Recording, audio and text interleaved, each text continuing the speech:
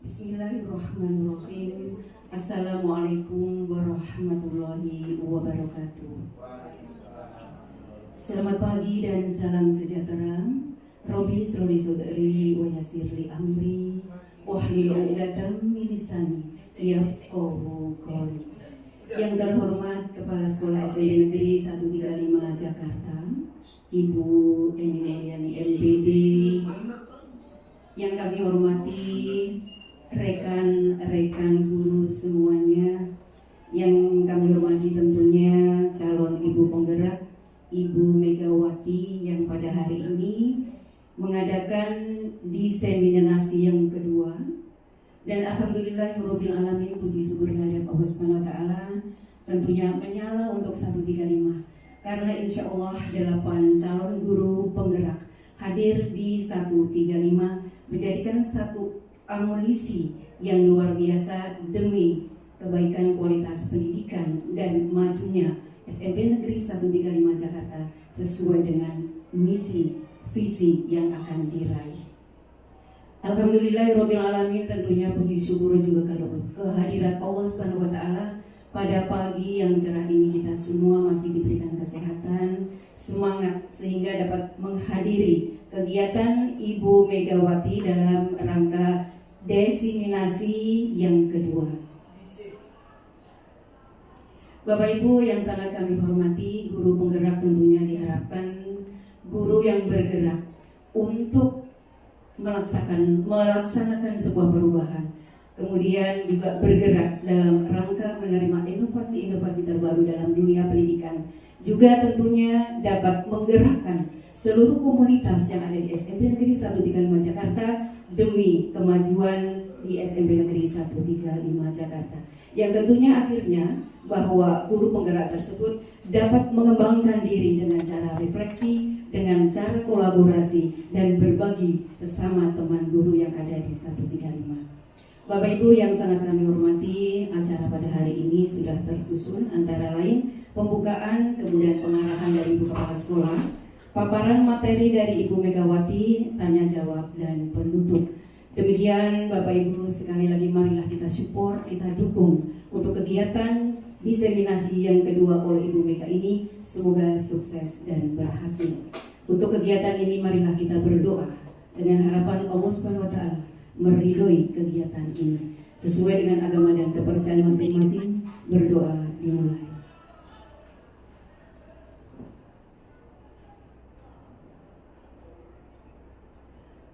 Berdoa selesai dan tentunya selamat menjalankan paparan pada hari ini untuk Bu Mega yang sebelumnya berkenan beliau Ibu Kepala Sekolah memberikan pengarahan. Kepada yang terhormat Ibu Eni Mulyan MPD, dipersilakan. Terima kasih. Bismillahirrahmanirrahim. Assalamualaikum warahmatullahi wabarakatuh.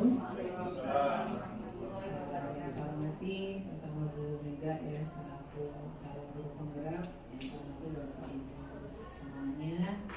Alhamdulillah ya, puji syukur kehadirat Allah Subhanahu wa taala karena berkat izinnya ya, hari ini kita bersama-sama mengikuti kegiatan diseminasi budaya positif yang akan dipaparkan oleh Bu Mega selaku calon guru penggerak. Ya, mudah-mudahan apa yang disampaikan Bu Mega bisa menggerakkan guru-guru yang ada di SMP 135 dan bisa mengaplikasikannya ya dalam kegiatan belajar mengajar kita atau di SMP 135 lah ya, karena intinya memang materi tentang budaya positif ini kalau kita betul-betul terapkan ini sangat menunjang terwujudnya visi misi yang ada di SMP 135 ya. Di selamat melaksanakan diseminasi buat Bu Mega ya, mudah-mudahan dimudahkan ya, lancar ya, kemudian nanti pendidikan calon guru penggeraknya juga dipermudah ya, sehingga nanti di akhir bisa dapat predikat yang baik ya. Intinya sih guru penggerak memang mampu menggerakkan teman-teman yang ada di sekolah. Itu saja Bapak Ibu. Selamat mengikuti kegiatan diseminasi ini yang mudah-mudahan bermanfaat buat kita semua. Saya akhiri, wassalamualaikum warahmatullahi wabarakatuh. Waalaikumsalam warahmatullahi.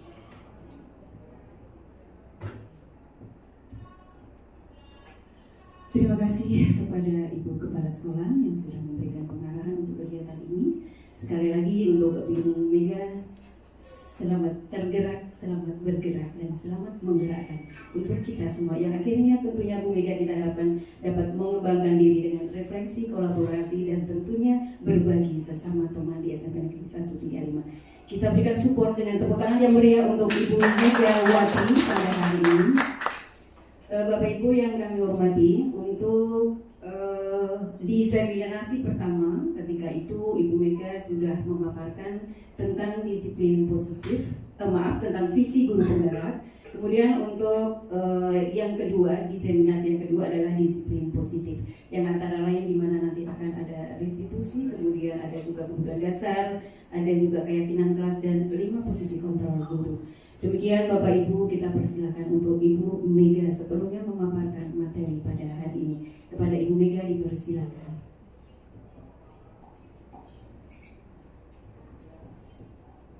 Bismillahirrahmanirrahim. Assalamualaikum warahmatullahi wabarakatuh. Waalaikumsalam warahmatullahi wabarakatuh. Terima kasih untuk bapak-bapak dan ibu-ibu yang mempunyai kesempatan waktu untuk hadir di acara ini. Saya ucapkan terima kasih yang sebesar-besarnya. Ya, segala puji bagi Allah yang telah melimpahkan rahmat kepada kita semua. Mudah-mudahan hari ini kita diberikan keberkahan untuk ilmu yang kita pelajari hari ini bersama, untuk sharing juga bersama. Ya, salam dan salawat kepada Nabi Muhammad. Mudah-mudahan kita mendapatkan syafaatnya di akhir yaumul. Amin ya rabbal alamin. Yang terhormat untuk Ibu Eni sebagai kepala sekolah, yang terhormat juga untuk Ibu Tri, wakil bidang sarana prasarana, untuk wakil Pak Nyoman juga, dan kepada Pak Asep Sumbena, dan kepada Ibu Bapak dan guru yang hebat semuanya yang hari ini mau berkolaborasi dengan saya. Mudah-mudahan kita sama-sama mendapatkan ilmu yang saya paparkan, Ibu ya Bapak ya. Bismillahirrahmanirrahim. Hari ini saya akan menyampaikan aksi nyata diseminasi tentang budaya positif. Ya, selama ini kan sebenarnya budaya positif itu sudah ada di SMP kita. Mungkin masih ada yang belum teroptimal untuk budaya positif ini. Ya, silakan Pak Ali. Ini saya, Bapak dan Ibu sudah kenal ya? Belum kenal. Salam kenal semuanya. Ya, tapi sebelum kita mulai, nah ini speaking dulu ibu-ibu bapak ya. Nanti kita senyum selama 30 detik ya. Tapi senyumnya nanti kita berhadapan ya Pak ya. Tapi maaf untuk Pak Bahri dengan Pak Arif, kalau bisa berpasangannya sama laki-laki saja. Kenapa Bu Siti Pak? Ya boleh Mas Arif atau Pak Bakri pindah dulu sama. Enggak, diri dulu sebentar. Mau berdiri apa mau duduk saja Bapak Ibu? Duduk saja. Kalau duduk gak kelihatan ya nanti senyumnya. Iya benar Bu. Ya, nanti Bu Eni sama Putri ya, pasangannya Bu Dela sama Bu Siti kali ya. Ya boleh. Saya kalau senyum depan Mas Arif, kalau senyum selamat. Ya silakan Bapak dan Ibu, kita berdiri dulu sementara untuk senyum selama 30 detik.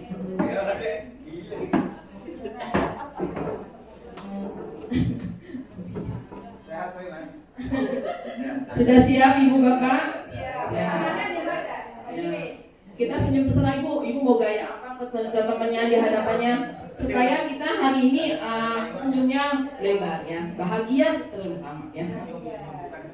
Terima kasih. Ya. Ready Ibu Bapak? Ya siap, kita mulai. Silakan Bapak dan Ibu, silakan berhadapan. Silakan kasih senyum yang menawan untuk Bapak dan Ibu selama 30 detik. Kita hitung ya. Boleh. Yang penting nanti akhirnya ketawa yang lebar. Ya. Boleh dikasih gaya, boleh dikasih ya, pokoknya senyum yang Kita mulai 1, 2, 3.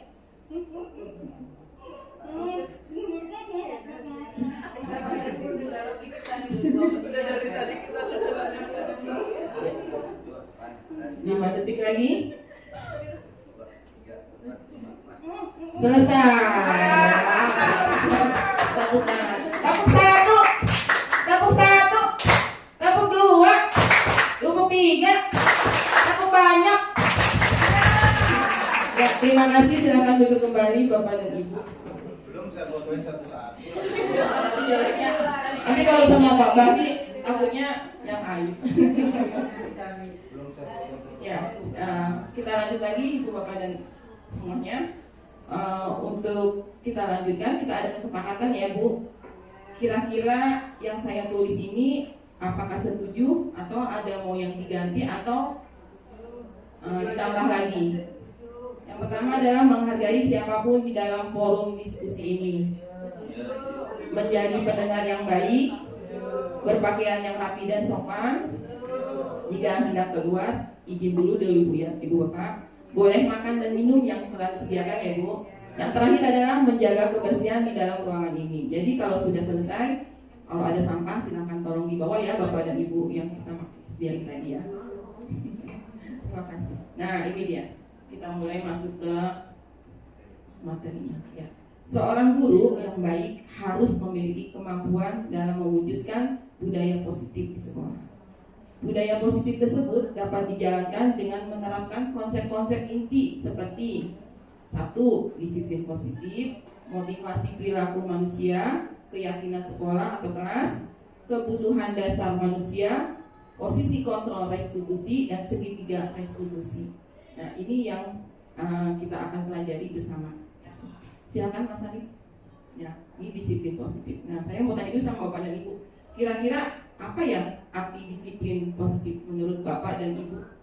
Ada yang mau berpendapat atau memberi tanggapan? Silakan Bapak dan Ibu. Menurut Bapak dan Ibu, apa disiplin positif?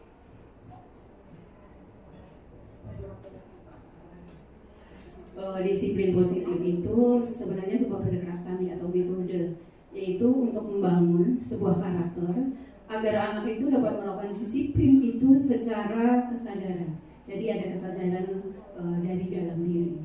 Terima kasih. Terima kasih Putri. Ada lagi yang mau menambahkan? Tadi yang dari Putri sudah benar. Ada lagi mungkin pendapat lain? Bubur?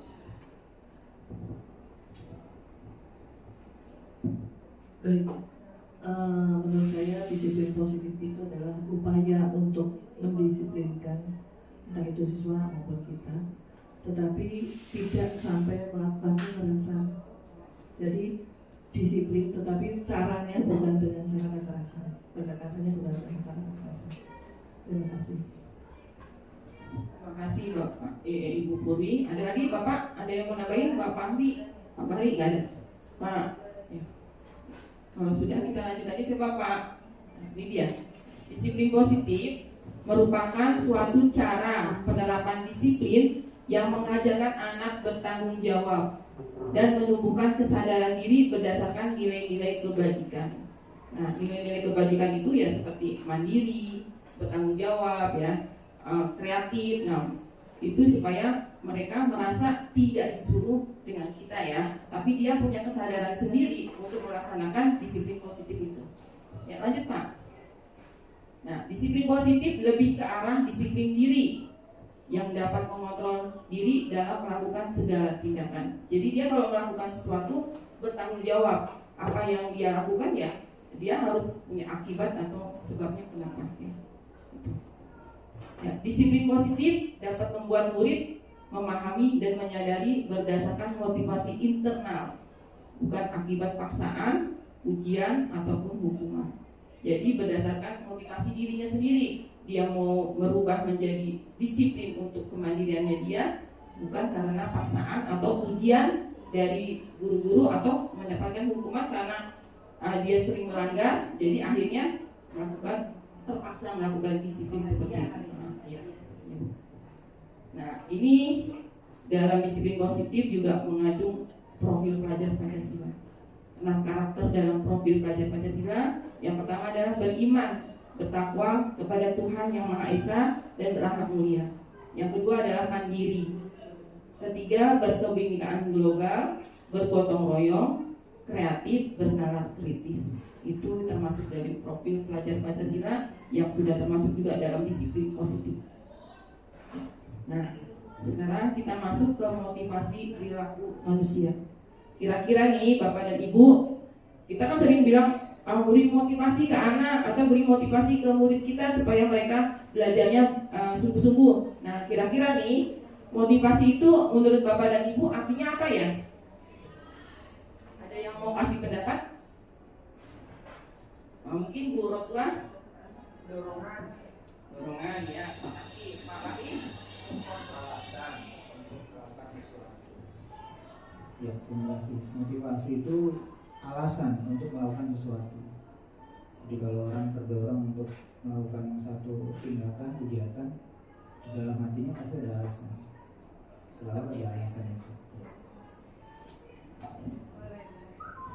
Motivasi itu pasti sesuatu yang diberikan kepada orang lain ya, sesuatu yang diberikan kepada orang lain agar orang lain itu mengikuti apa yang diberikannya dan bertanggung jawab apa yang dilakukannya.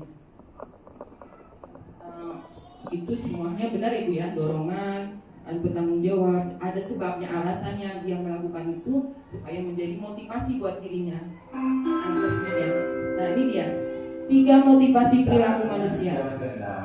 Yang pertama adalah untuk menghindari ketidaknyamanan atau hukuman. Ya, tadi kata Pak ada sebab akibatnya ya. Alasannya kenapa dia melakukan motivasi. Yang kedua adalah untuk mendapatkan imbalan atau penghargaan dari orang lain. Yang ketiga untuk menjadikan orang yang mereka inginkan dan menghargai diri sendiri dengan nilai-nilai yang mereka percayai. Ya, ini 3 motivasi perilaku manusia yang mendorong dia untuk melakukan motivasi untuk dirinya. Lanjut Pak. Nah, sekarang kita masuk keyakinan sekolah atau kelas. Ya, beda ya Bapak, peraturan, kesepakatan sama keyakinan. Kalau peraturan biasanya sudah ada ya, misalnya di sekolah ini ada peraturan tata tertib, itu sudah termasuk. Kalau kesepakatan biasanya kita sama-sama dengan guru dan murid di kelas kita membuat kesepakatan, akhirnya nanti akan membuat keyakinan supaya kesepakatan itu tidak dilanggar oleh murid kita di kelas. Ya. Sampai di sini ada yang mau bertanya atau mau menambahkan kali Bapak dan Ibu untuk keyakinan? Kira-kira seperti itu peraturan. Yang peraturan itu ya beda ya sama keyakinan sama kesepakatan ya Bapak Ibu ya. Coba Kak Mas Arik. Ini keyakinan sekolah atau kelas. Di sini guru berperan dalam mewujudkan terbentuknya keyakinan sekolah atau kelas dengan adanya kesepakatan antara guru dan murid. Jadi misalnya kalau ada murid yang melanggar, kita ingatkan keyakinannya berdasarkan kesepakatan yang kita buat di kelas ya. Itu. Keyakinan sekolah atau kelas berupa pernyataan-pernyataan universal yang mudah diingat dan dipahami dan harus diterapkan di lingkungan sekolah. Nah, ini kita buat seperti itu. Nah, ini waktu saya buat di kelas 9C, keyakinan kelasnya. Keyakinan kelas itu kita pakai bahasa positif ya Bu ya. Tidak menggunakan kata negatif. Misalnya tidak, dilarang gitu ya, tidak boleh. Tapi kalau bisa menggunakan kata-kata yang positif yang membuat mereka menjalankannya dengan senang hati ya, keyakinan itu. Kenapa kita tidak memakai tidak boleh atau dilarang itu? Karena biasanya anak-anak suka mendengarnya bagian belakang Bapak dan Ibu. Misalnya jangan lari, jangannya itu tidak didengar tapi larinya jadi mereka lari-lari. Atau jangan nyontek, akhirnya yang didengar nyonteknya, jangannya enggak. Makanya kenapa kita harus pakai kata positifnya di dalam membuat keyakinan supaya tidak ada lagi yang belakangnya itu yang didengar. Ya, itu ya Bapak Ibu ya. Jangan Pak, yang sama skipping lagi. Kita berdiri ya nyanyi ya Pak ya Pak. Kita nyanyi tangan kanan tangan kiri. Ya, tangannya seperti ini ya, Bu. Tangannya.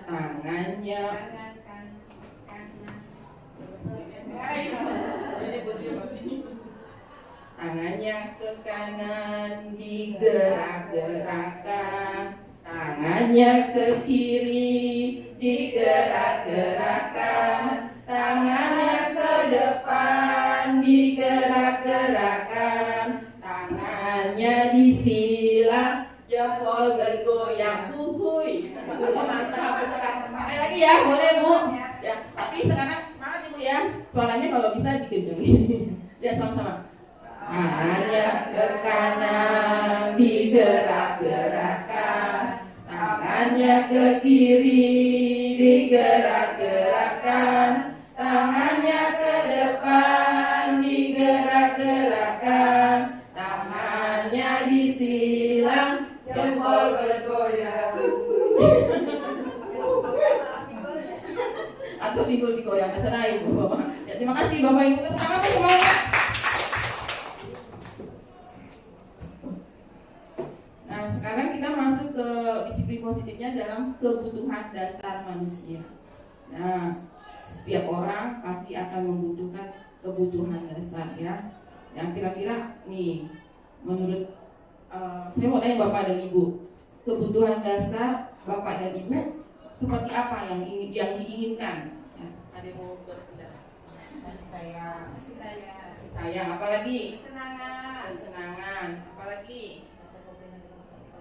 Ya, dicukupin dalam ekonomi, apalagi? Apa Ibu? dihargai, makan dan minum. Ya, apalagi? Kebebasan. Merasa nyaman, dihargai Ibu ya, berarti. Itu semuanya dasar manusia. Ya, semua itu pasti dibutuhkan. Gak mungkin kita hidup tidak dibutuhkan kebutuhan dasar manusia ya. Gak mungkin kita gak makan. Kalau nggak makan pasti kita kelihatannya akan lemes ya, atau kita nggak diperhatiin, kita ngomong tapi kita nggak diperhatiin, kita dicuekin kan juga nggak enak, atau nggak dihargai, atau kita misalnya kesenangan dikekang, nah itu juga tidak boleh. Nah, jadi kebutuhan dasar manusia itu setiap orang punya hak untuk melakukan itu ya. Coba Pak Marif, ya, ini pernyataannya. Jika seorang murid melakukan suatu perbuatan yang bertentangan dengan nilai-nilai kebajikan atau melanggar peraturan, hal itu sebenarnya dikarenakan mereka gagal memenuhi kebutuhan dasar mereka. Ini sebuah pernyataan Ibu. Misalnya nanti ada contohnya, nanti kita lihat Ibu ini. Nah, ini dia kebutuhan dasar manusia. Yang pertama, bertahan hidup. Tadi Pak Fahri bilang makan dan minum. Iya, bertahan hidup itu penting. Karena kalau nggak makan dan minum juga kitanya juga akan merasa lemes, koyo atau apa ya. Yang kedua, kasih sayang dan rasa diterima. Kasih sayang perlu kita diperhatikan, atau rasa diterima, dihargai dengan sesama teman atau guru, menghargai kita ya. Penguasaan, ya penguasaan juga perlu juga, cuman ada batas-batasnya. Kebebasan juga bisa, kesenangan, dia senangnya apa, atau bebas apa, penguasaannya juga tentang apa ya. Itu yang positifnya ya. Silakan Bapak, ini studi kasus. Nah, ini ada kasus Ibu, kita sama-sama mencermati dulu. Ya, ini ada studi kasus tentang mungkin pernah terjadi di kelas kita atau mungkin di rumah kita atau di mana pun ya, mungkin pernah terjadi. Ini Ibu Julaiha, guru wali kelas 9H, sedang bingung menghadapi ulah salah satu murid di kelasnya, Tommy. Beberapa anak telah mengeluhkan Tommy yang seringkali meminta bekal makan siang mereka dengan paksa. Jika Anda menghadapi situasi seperti Ibu Julaiha, apa yang akan Anda lakukan? Menurut Anda, kira-kira apa alasan Tommy melakukan hal itu? Nah, silakan Bapak dan Ibu tolong dicermati. Mungkin ada pernah menangani ini, langkah-langkahnya Bapak dan Ibu kira-kira dengan kasus seperti ini seperti apa? Minta pendapatnya ya Bapak dan Ibu. Ada yang mau berpendapat?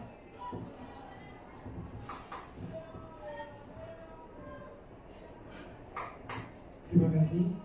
Jika terjadi seperti ini, saya akan memanggil anak dulu. Terus bertanya, kenapa kamu tidak membawa bekal? Pasti alasannya bisa ya saya tidak orang tua saya tidak memasak atau memang tidak ada makanan di rumah gitu. Nah, berarti saya akan berkomunikasi dengan orang tuanya. Apakah benar itu terjadi seperti itu ya?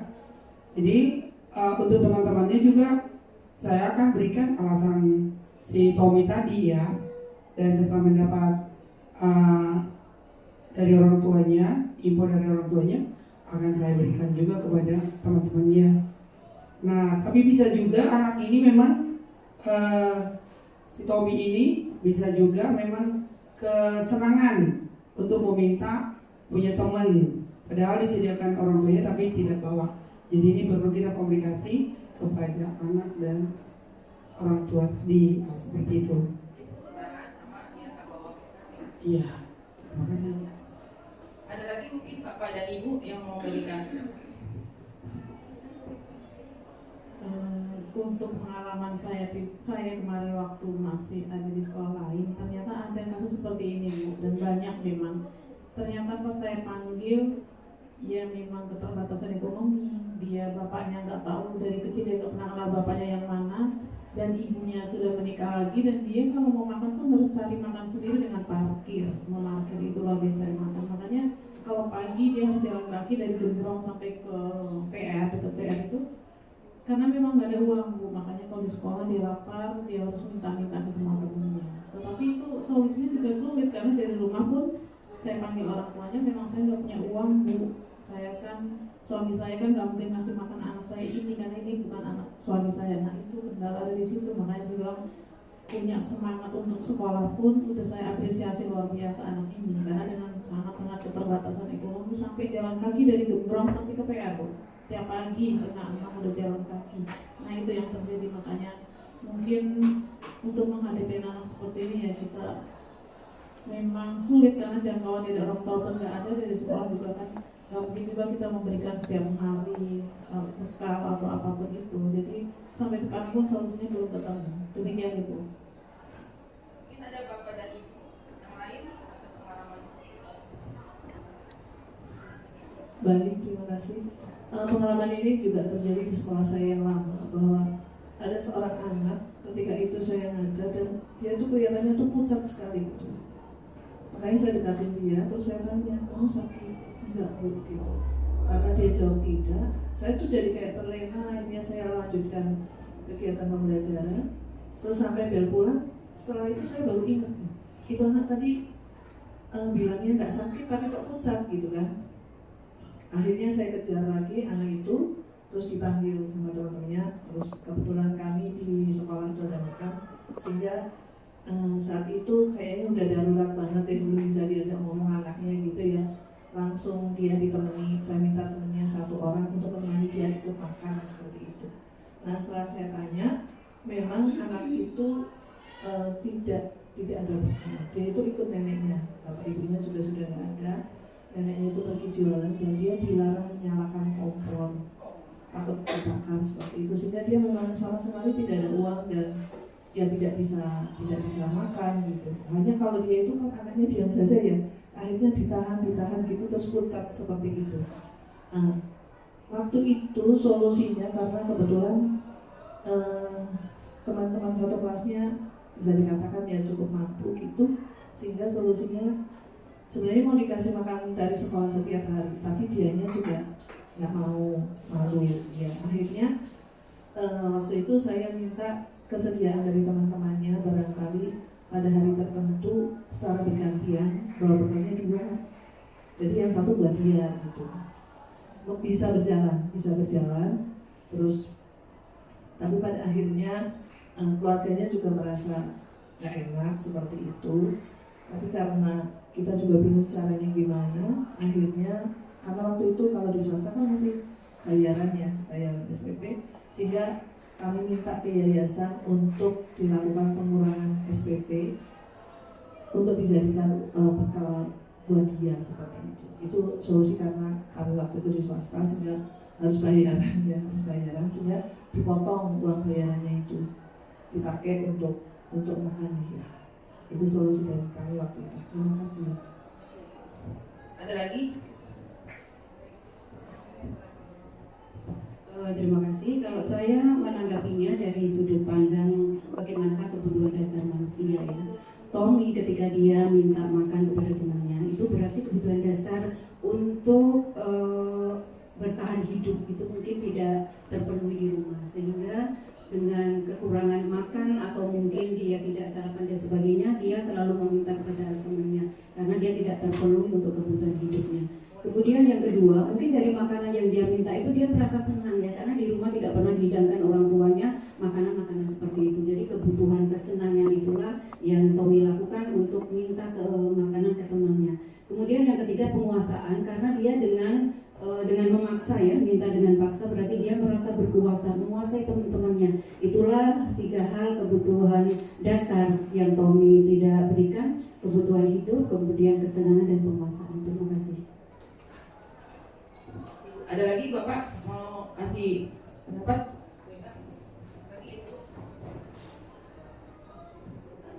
Karena sebenarnya yang terjadi hari ini saya. Jadi anak 9 F itu ada anak yang nggak masuk, terus ibunya ngasih tahu kalau untuk pergi ke sekolah aja bapaknya mau nganter nggak ada bensin. Jadi kenapa nggak bensin? Jadi kemarin kan bajunya pakai atribut aja tidak, terus nah kamu udah kelas 9 kok bajunya atributnya aja nggak ada, bagaimana itu?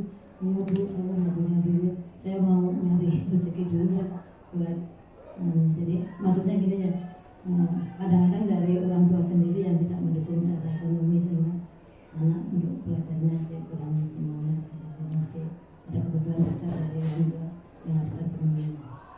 Ya agak bingung menyikapinya, Pak. Perlu saya ke rumahnya datang masih uang untuk beli bensin atau bagaimana.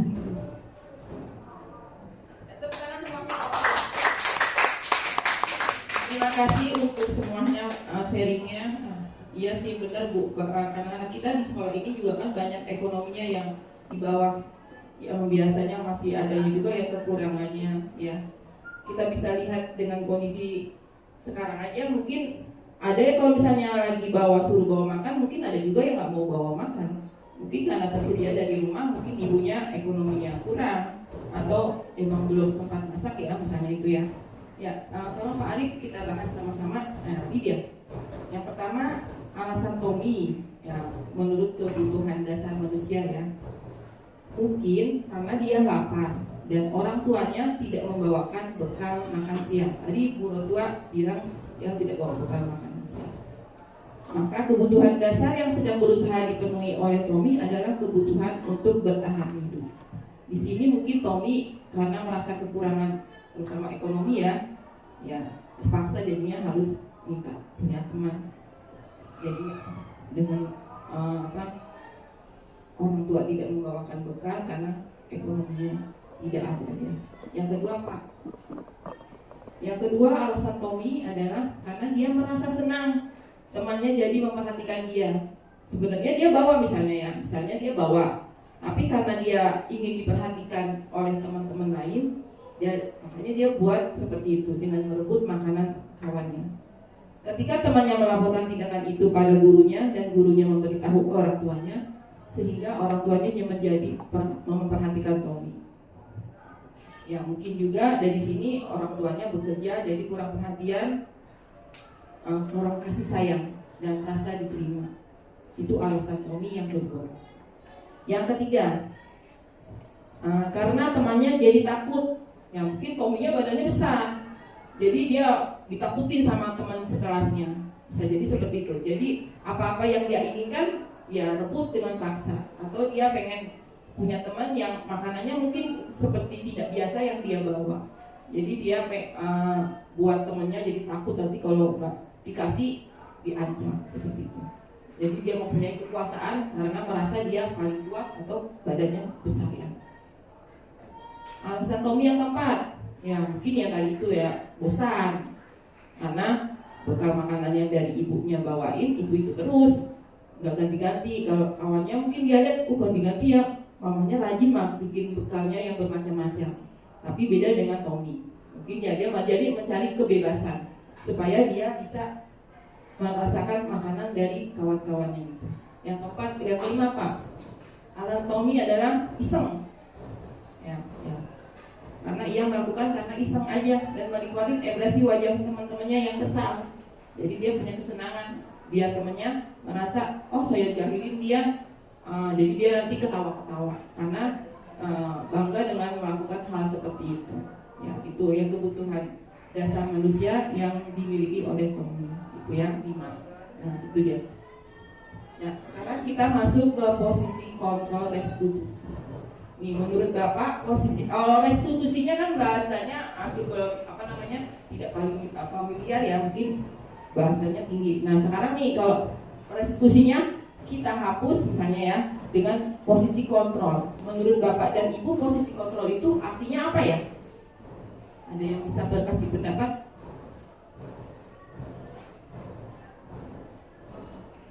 Baik, mencoba ya Bu Mega. Jadi posisi kontrol di sini ini tentunya dalam rangka komunikasi seorang guru di dalam menyelesaikan suatu permasalahan siswa terutama kedisiplinan. Jadi letaknya di komunikasi, cara berkomunikasi. Ada lagi Bapak dan Ibu? Kalau tidak ada, kita masuk ke satu ya Pak ya. Pak Arif tolong.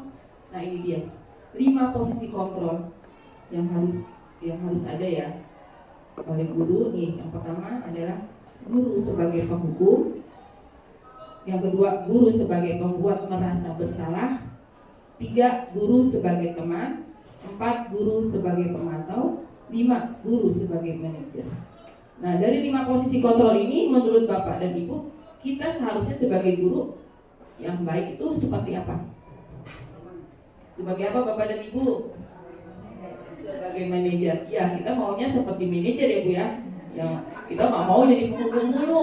Kalau penghukum mulu nanti kita jadinya anak kurang segen sama kita, jadinya takut kalau ketemu ya. Atau membuat merasa bersalah. Ya pasti semuanya kita inginkan manajer ya Bapak. Ya ini dia. Di antara kelima posisi kontrol tersebut sebaiknya seorang guru menggunakan posisi kontrol sebagai manajer. Ya.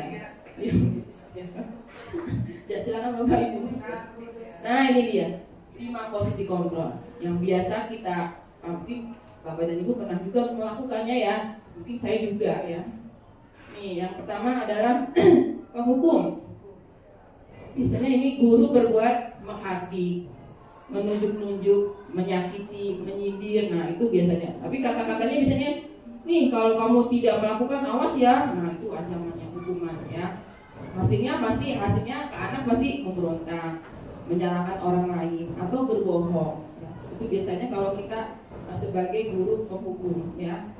Kaitannya dengan dunia berkualitas, murid meletakkan guru di luar dunia berkualitas. Murid berkata, biarin saja, nanti juga marah-marah lagi. Nah, jadinya kebiasaan, jadinya karena kita dihukum terus, jadinya murid menganggap kita, ya biasa, biarin gurunya juga nanti aja marah-marah dulu. Jadinya ya kayak gitu ya. Dampak pada murid ya, mengulang lagi kesalahannya. Jadi diulang-ulang lagi. Karena kalau diulang lagi jadi mungkin sengaja juga ke guru supaya gurunya setiap datang marah. Ya. Yang kedua adalah membuat rasa bersalah. Ya, guru berceramah dan mengatakan seharusnya ibu kecewa loh sama kamu misalnya gitu, dengan perbuatan kamu misalnya. Jangan bikin ibu stres dong gara-gara perbuatan kamu kayak gitu ya. Nah, kaitannya dengan dunia berkualitas, murid meletakkan guru di dalam dunia berkualitas. Murid berkata, maafkan saya ya Bu. Jadi muridnya merasa rendah diri karena selalu ibunya bilang seperti itu. Seharusnya kamu seperti ini, jangan seperti itu. Jadi bikin ibu kecewa. Akhirnya anaknya setiap hari kalau ketemu ibu itu merasa rendah diri ya. Yang ketiga sebagai teman. Nah, sebagai teman, guru sebagai teman membuat alasan-alasan untuk muridnya. Kalau gurunya berkata seperti ini, ayolah lakukan demi ibu. Masa kamu tidak mau? Ingat tidak? Ibu pernah loh nolong kamu, biasanya seperti itu. Nah, teman ibu ya. Jadi hasilnya ketergantungan. Jadi kalau misalnya anak-anak melakukan kesalahan, dia cari guru yang biasa dia ditolongin. Jadi ibu tadi saya berbuat ini, tolongin dong saya. Tolong bantuin saya supaya saya terlepas dari hukuman misalnya gitu ya. Nah, Kaitannya dengan dunia berkualitas, murid meletakkan guru sebagai orang yang sangat penting di dunia berkualitas. Nah, murid berkata, saya pikir Bapak dan Ibu teman saya, jadi Bapak dan Ibu dianggap sebagai teman. Ya, ternyata begitu. Nah, dampaknya adalah bikin lemah, tidak mandiri untuk anak ya, jadi tergantung dengan guru yang sebagai teman. Itu juga tidak baik Ibu ya, sebagai guru kayak gitu ya. Yang pemantau, guru berkata menghitung dan mengukur. Gurunya biasanya ngatain apa peraturannya. Hasilnya menyesuaikan diri bila diawasi. Murid meletakkan guru, peraturan dan hukum di dunia berkualitas. Berapa banyak bintang yang saya harus peroleh, berapa halaman yang harus saya tulis, itu kalau sebagai pemantau ya, menentukan menitik beratkan pada sanksi atau hadiah untuk dirinya. Jadi kalau dia berbuatnya dihukum dengan kayak gitu, dia minta sanksinya atau hadiah ya. Nah, sekarang yang terakhir adalah sebagai manajer, menghargai dirinya. Ya, guru berkata apa yang kita yakini. Nah, dia kalau misalnya anak berbuat salah, itu keyakinan kelasnya juga. Apa yang bisa kau kerjakan untuk memperbaiki masalah ini? Dia mencari solusi itu ya, Bapak dan Ibu. Menguatkan pribadi, murid meletakkan dirinya sebagai individu yang positif dalam dunia berkualitas. Bagaimana caranya saya bisa memperbaiki keadaan? Mengevaluasi diri, bagaimana cara memperbaiki diri. Ya, jadi ini manajernya seperti ini. Jadi dia kita kasih pancingan, dia sendiri juga yang menyelesaikan. Nah, seperti itu ya. Bagusnya kita seperti itu yang manajer. Jadi kita bukan cari seperti penghukum atau pembuat salah atau teman atau pemantau. Ya, mudah-mudahan kita bisa kontrol ini yang terbaik yang di manajer. Maunya seperti itu. Nah, posisi kontrol restitusi. Sebagai manajer, guru dapat berbuat sesuatu bersama murid, mempersilahkan murid bertanggung jawab dan mendukung murid agar dapat menemukan solusinya. Ya, jadi harus menemukan solusi yang dia berbuat, dia juga harus bisa bertanggung jawab apa yang dia lakukan. Ya, lanjut Pak. Nah, posisi kontrol restitusi selain itu, posisi manajer mengacu pada restitusi yang dapat menjadikan murid sebagai manajer bagi dirinya sendiri, sehingga dapat tercipta identitas positif pada dirinya sendiri. Ya, jadi dia memberikan apa yang solusinya untuk dia, jadi dia akan keluar yang positifnya untuk dia, bertanggung jawab apa yang dia. Ya, lanjut Pak. Nah, sekarang ini dia segitiga restitusi. Segitiga restitusi, Bapak tolong diambil tadi. Nah, ini dia tahapannya. Ada 3 tahapan dalam segitiga restitusi. Yang pertama adalah menstabilkan identitas, validasi tindakan yang salah, menanyakan keyakinan. Ini segitiga restitusi kalau kita dalam menangani masalah anak ya kalau bisa digunakan dengan ini ya. Yang pertama adalah menstabilkan identitas. Menstabilkan identitas dilakukan berdasarkan prinsip bahwa membuat kesalahan adalah bagian dari proses pembelajaran yang nantinya akan menggeser identitas gagal ke arah identitas sukses. Ya, jadi kalau misalnya berbuat salah, kita sebagai guru stabilkan dulu. Kenapa sih apa yang kamu lakukan hari ini misalnya? Ya, stabil dulu, dia tenangin dulu maksudnya ya, supaya dia tadinya berantem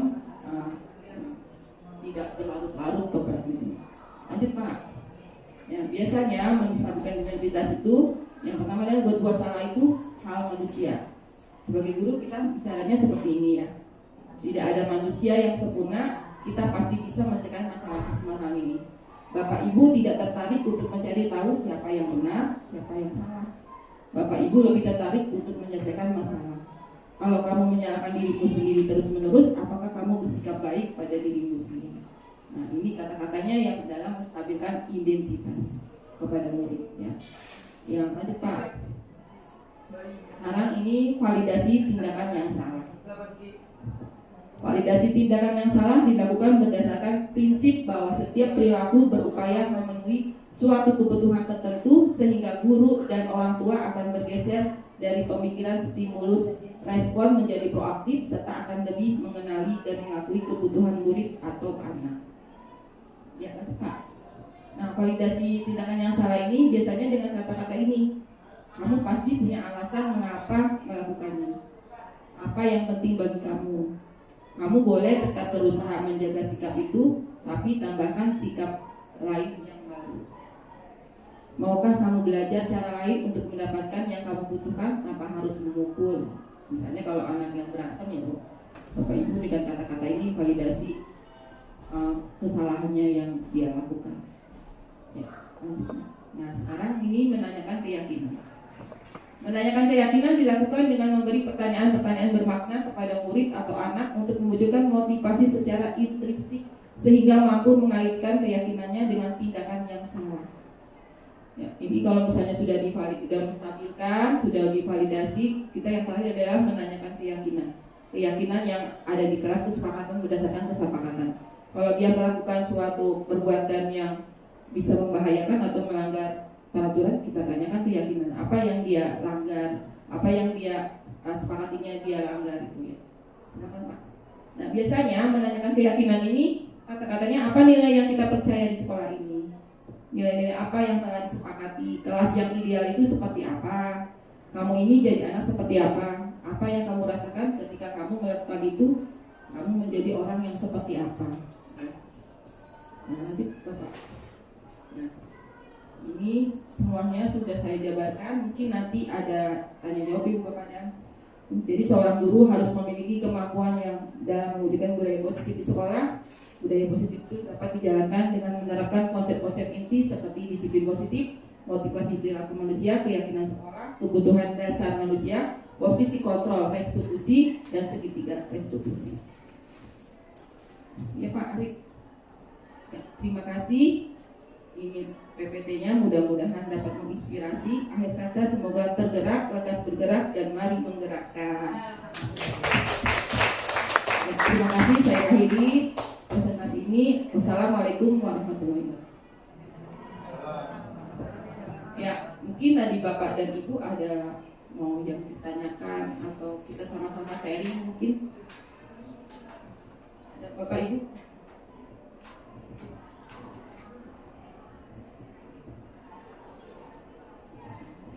Mungkin begini Ibu Mega, kami kan sekarang ini sedang ngetren kesepakatan kelas.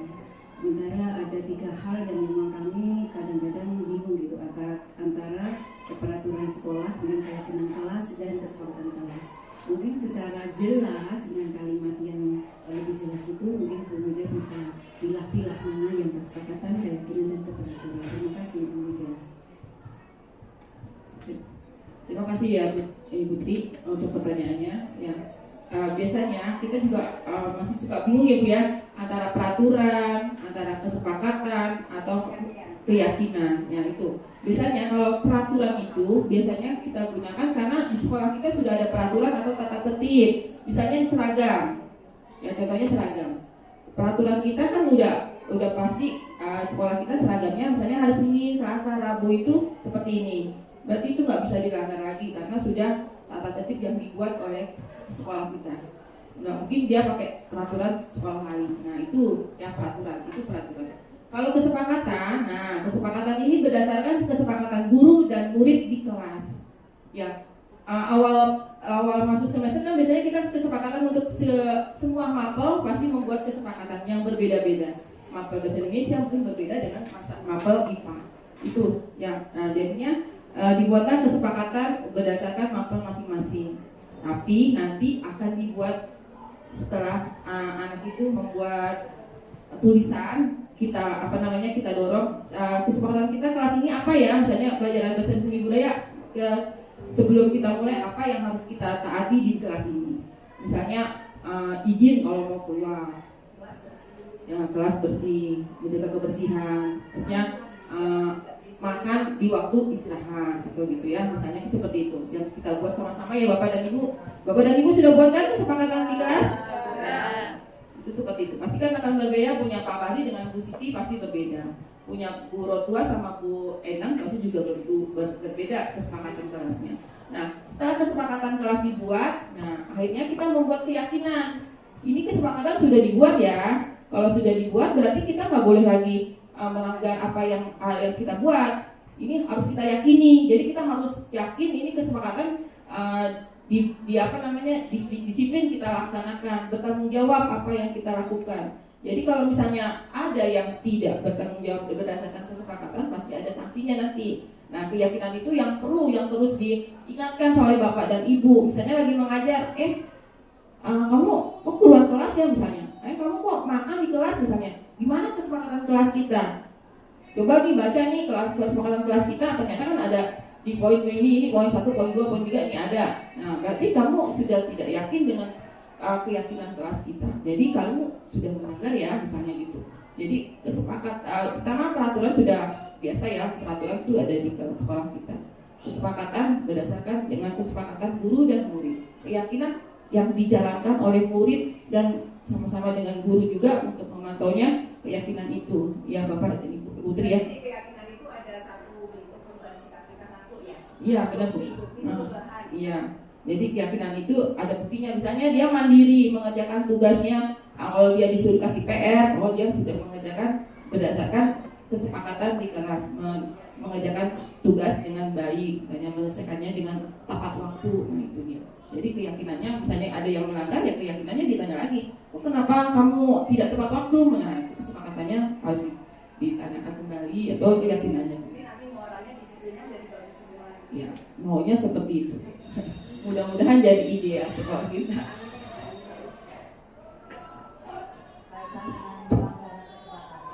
Jadi kalau misalnya melanggar, disepakatin lagi sanksinya gitu. Bisa Bu. Nah berdasarkan keyakinan. Kita udah buat, nanti dilanggar. Saatnya jawab kedua. Kesepakatan kita ini udah bagus. Kenapa dilanggar?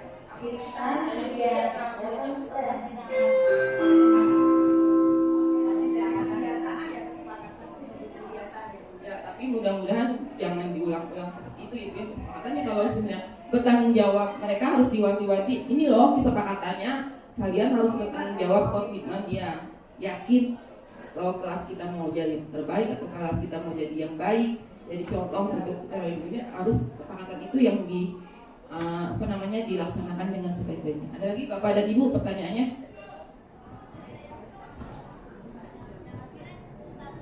Ada lagi Bapak dan Ibu? Ada. Kalau sudah ada, tidak ada, nanti kita tutup sama-sama ya. Ada lagi Bapak Ibu? Tidak. Baik, terima kasih Bu Mega. Mungkin bukan pertanyaan ya, tapi semacam refleksi aja ya, dalam konteks sekolah kita ini.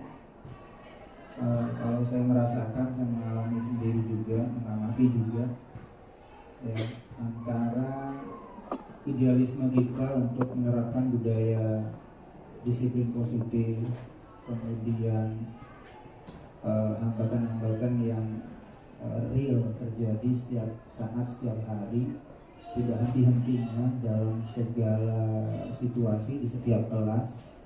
Saya percaya Bapak Ibu juga merasakan itu.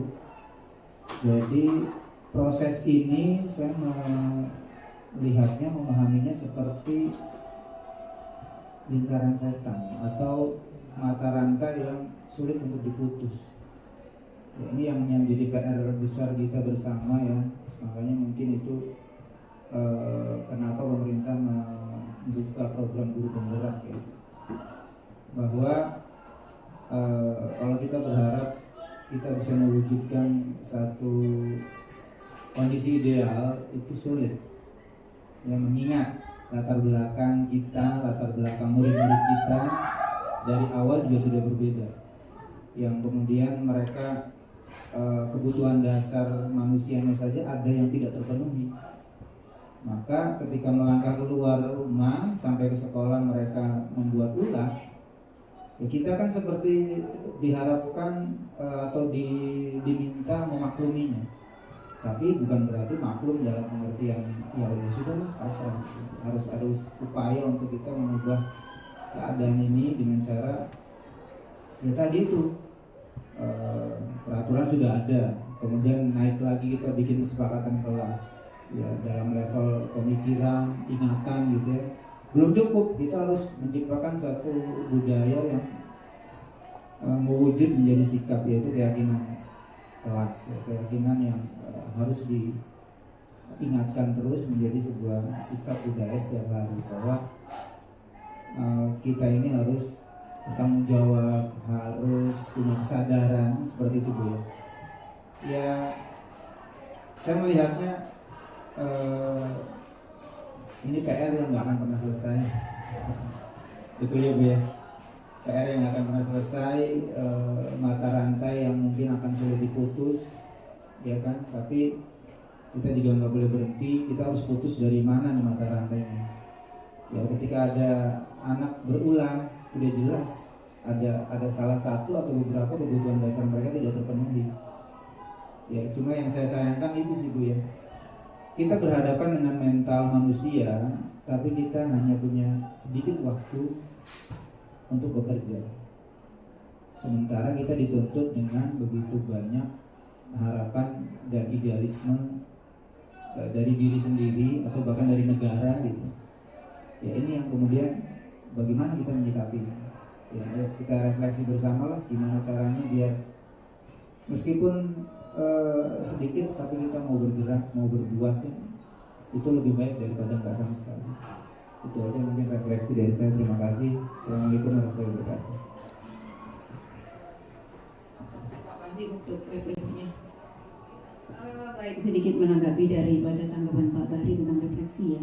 Jadi dimanapun suatu lembaga, dimanapun suatu tempat belajar seperti sekolah misalnya ya, ketika tata tertib seperti ini apapun peraturannya, ini nomor satu adalah bagaimanakah kita bersinergi untuk menyelesaikan, untuk menghargai tata tertib itu agar masing-masing anak itu semaksimal mungkin bisa melaksanakan dengan baik semuanya. Jadi kita sebagai manajer tentunya itu juga harus tahu dulu tata tertib yang ada. Kemudian penanganannya itu bersama-sama, kompak, sinergi. Jadi jangan masing-masing, kalau masing-masing menangani dengan caranya sendiri. Guru yang satu mungkin manajer, yang satunya ada tukang menghukum, yang satunya menjadi teman jabat pemantau dan sebagainya. Sehingga penanganan itu tidak satu sinergi. Ini kan ketika anak yang lain merasa itu, aduh aku diberikan satu penanganan dengan cara manajer, itu tidak akan ada dendam, senang sekali. Tetapi di lain pihak, seorang guru menjadi guru yang selalu memberikan rasa bersalah. Sehingga anak itu menjadi dendam dan sebagainya. Nah, ketika kita menjadi manajer semua, saya pikir insya Allah dari hari ke hari akan terwujudlah satu disiplin positif yang baik.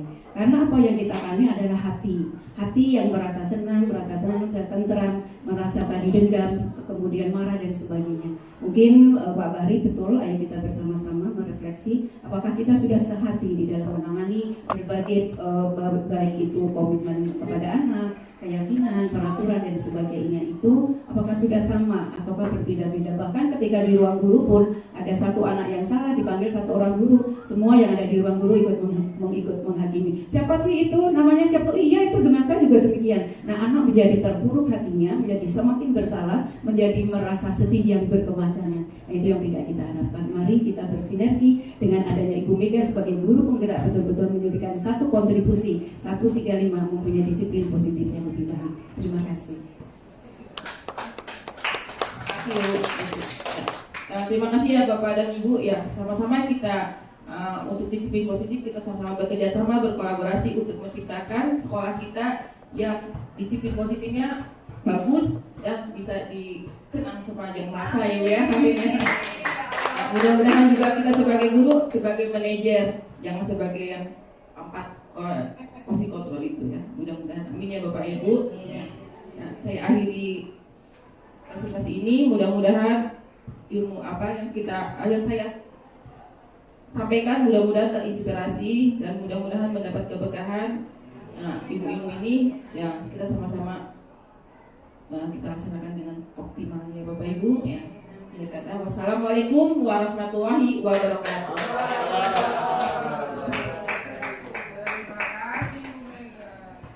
Bapak Ibu, sekali lagi kita berikan tepuk tangan yang gemuruh untuk calon guru penggerak kita yang luar biasa dan hebat. Alhamdulillahirabbil alamin, puji syukur kepada Allah Subhanahu wa taala. Paparan dari Ibu Mega yang merupakan satu kegiatan diseminasi pada hari ini tentang disiplin positif sudah berjalan dengan sangat baik, sangat lancar. Marilah kita bersinergi untuk menjalankan materi tentang 5 kontrol guru sebagai manajer. Semuanya bisa mendidik, bisa komitmen dengan semua peraturan dan kesepakatan kita sepakati bersama-sama. Akhirnya marilah kita berdoa semoga calon guru penggerak kita yang satu ini betul-betul diridhoi oleh Allah Subhanahu wa taala menjadi pengawas atau kepala sekolah yang hebat. Berdoa dengan membaca Al-Fatihah bagi yang beragama Islam. Al-Fatihah untuk Ibu Mega.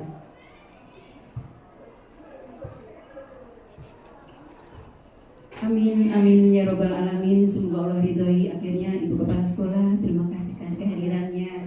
Bapak Ibu semuanya, terima kasih atas waktunya. Kita foto bersama sebelum kita keluar dari ruangan ini. Semoga langkah Bapak Ibu ke ruang ini dicatat oleh Allah Subhanahu wa taala sebagai ladang ibadah. Amin ya robbal alamin. Dan saya MC mewakili Ibu Mega, mohon maaf yang sebesar-besarnya. Pasti banyak salah saya. Terima kasih. Wassalamualaikum warahmatullahi wabarakatuh.